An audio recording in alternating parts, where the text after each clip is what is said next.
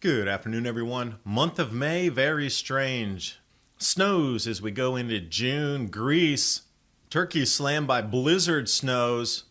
Latest snows ever. Idaho, snow depth of May, 4x the normal. Up in Norway.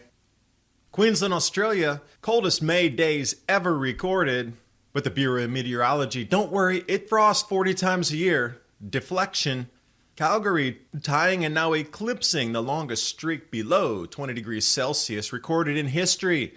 And now we have a rare land foon going to land over Yemen and Oman, the area that's greening and becoming a new grow zone. And interestingly, 1502 map shows it being completely green and verdant in that exact same area. Minimum 400-year cycle inbound. I wonder how it's going to change your life.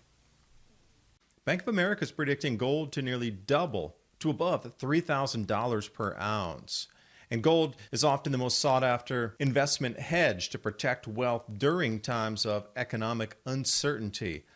With never-ending printing by the Fed, we're fighting an uphill inflationary battle. With this much inflation on the way, only one investment stands out: gold. Patriot Gold Group has no fee-for-life IRAs where your IRA or 401k can be in physical gold or silver. At Patriot, you work directly with an owner and avoid paying absurd broker fees. Call today or request a free investment kit. PatriotGoldGroup.com. The link's in the description box below.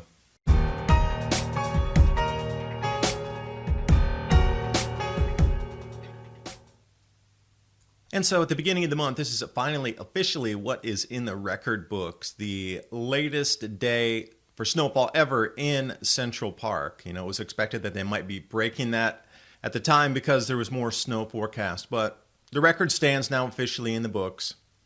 Latest ever snowfall. New York Eastern Seaboard. Over into Idaho. Latest snow ever recorded. Prior to this record being snapped, May 15th was the latest snowfall. Now we're looking at May 23rd with 2 to 4 inches. Again, breaking all records that have been kept.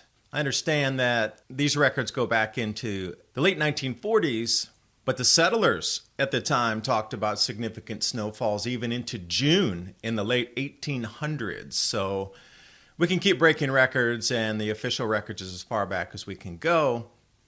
That's a lot of snow. That is not just flurries, in my opinion, there. If it's going to block roads that much, A, the ground temperature already has to be extremely cold for that much snow to stick on the pavement.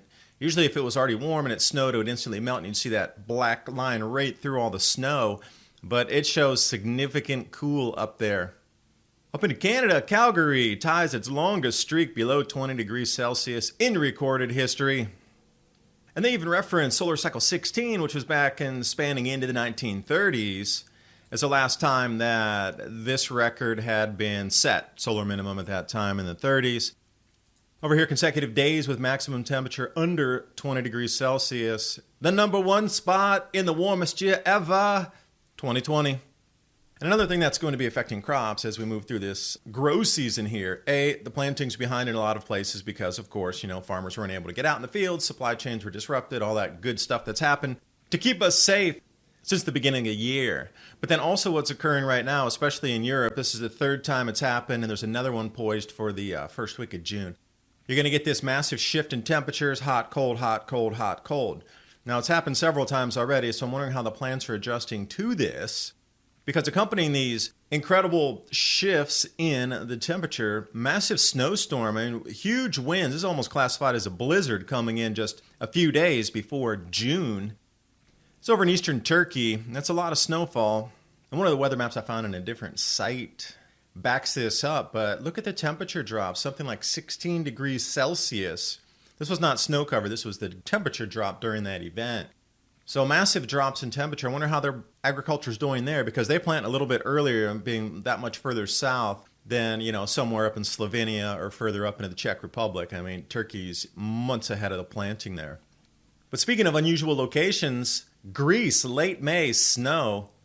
I know it snows every year in Greece, but not usually this late and not usually to these depths. Agreed. January, February, there's going to be snow in some higher elevations. And even last year, snow all the way down to the beaches and coastal, along with the same events of beach and coastal snows in Italy. Jumping over to Norway, 2019 and 2020, the snow depth is 4x the normal amount at this time of the year. So what is it with all this extra snow and cold pervading into May? As was expected with the Grand Solar Minimum, this growing seasons will become shorter with more extreme weather at the periphery, meaning moving from winter into spring. There was going to be a gigantic mix-up in extremes, and then the actual grow time was going to shrink. And then when we come into fall, that transition from summer to fall is going to be tumultuous as well, with blizzards and unusual events of hail, wind, etc. During the middle of May as well, an enormous amount of cold records set. UK and Western Germany picking up most of the cold temperatures. They reported on that widely in their media. I didn't hear much about it here in the States. I encourage you to look over in Electroverse. UK had an enormous amount of temperatures, southern and around London. Unusually cold, let's leave it at that. Down to the Middle East, something called a land foon. Rare tropical disturbance. Thanks for Ryan Maue putting this out here. Now, we've seen an enormous amount of rainfall over Yemen and Oman. Definitely looks like the climate there is shifting into a much wetter region. The Marib Dam from 1,200 years ago actually has pooling water where it used to contain and be the reservoir that would irrigate the frankincense trees. Now, that's 1,200 years ago. But jumping back in the not too distant past, 1502 maps, the further you go back in time, the more green you're going to see around desert areas of the Middle East and Africa. Go on Pinterest and then put in 1500s maps, 1400s maps, Africa, Middle East, etc., and see what you come up with. There's vast map collections out there and lithographs showing what conditions look like at the time. I'm seeing massive green there, and that goes right along with talking about this frankincense trade. And this matches up nicely with accounts and writings of the Aksum Kingdom from around the year 300 after the collapse of the Roman Empire, taking precedent in that area after the Romans lost their trade routes, growing massive amounts of frankincense and then transporting it up to Istanbul. So these maps really do give credence to accounts of the time, and cartographers at that time, of course, the highest level, the most respected, or else the kings and the monarchs would not have sent them out. Looks like we're starting to head back into that wet phase again. 400-year cycle at the minimum there. Now, United Arab Emirates also with massive flash floods right these last couple of days as well. Helicopter rescues in the Wadis, which are the valleys that there's nothing really for the water to grab onto or be filtered through. It's just rock and it pours straight in. So these flash floods happen in a blink of an eye. And from a complete dry valley to a raging river in just minutes. So there's so many people were trapped in this. The helicopter rescue, well done. And those guys risked their lives going into such tight quarters as well with those rotor blades. Got to give it to the helicopter pilots. State of Queensland just averaged its coldest day May on record. Southern Hemisphere not immune either. And some of these records going back, 127 years, 113 years, back to 1922, almost 100 years. Australian media obviously had to report on it because it was the most brutal cold in more than 100 years. And then if you look through the BOM, they have an enormous amount. Everywhere you see a new listing is a new record cold temperature on the 100-year mark.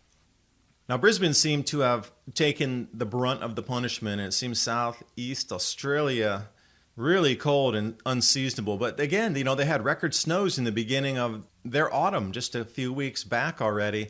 Record snows across the ranges there. But then again, give it to the BOM.